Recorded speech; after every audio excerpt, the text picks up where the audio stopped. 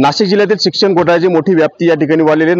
नाशिकच्या आर्थिक गुन्हे शाखेने काल 3 शिक्षण अधिकाऱ्यांसह तिघांना अटक केली। तिघ शिक्षण विभागाच्या या मोठ्या अधिकाऱ्यांना अटक केल्यानंतर जिल्ह्याभर राज्यभर मोठी खळबळ माजली। शिक्षण विभागाचं पुन्हा चर्चा झाली, चव्हाट्या आल्यावर या संदर्भातल्या ज्या पद्धतीने शिक्षण घोटाळ्यातल्या शिक्षण भरती प्रकरणात ज्यांनी तक्रार केली होती, शेखर पाटील यांच्यासोबत नेमकं काय तक्रार होती तुमची?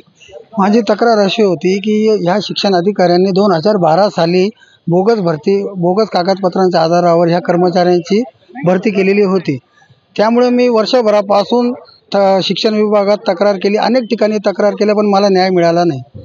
मी त्यामुळे व्यथित होऊन मी न्यायालयात जाऊन यांच्या विरोधात चौकशीची ऑर्डर काढली आणि ती चौकशी ऑर्डर झाल्यानंतर ही संपूर्ण चौकशी लागली आणि चौकशी लागल्यानंतर आज रोजी असं समोर आलेलं आहे न्यायालयासमोर की या शिक्षण अधिकाऱ्यांनी मोठा भ्रष्टाचार केलेला आहे।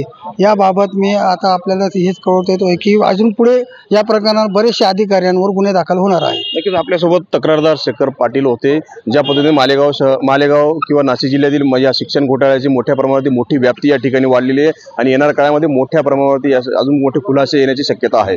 मनोहर शेवाळे, मराठी, मालेगाव।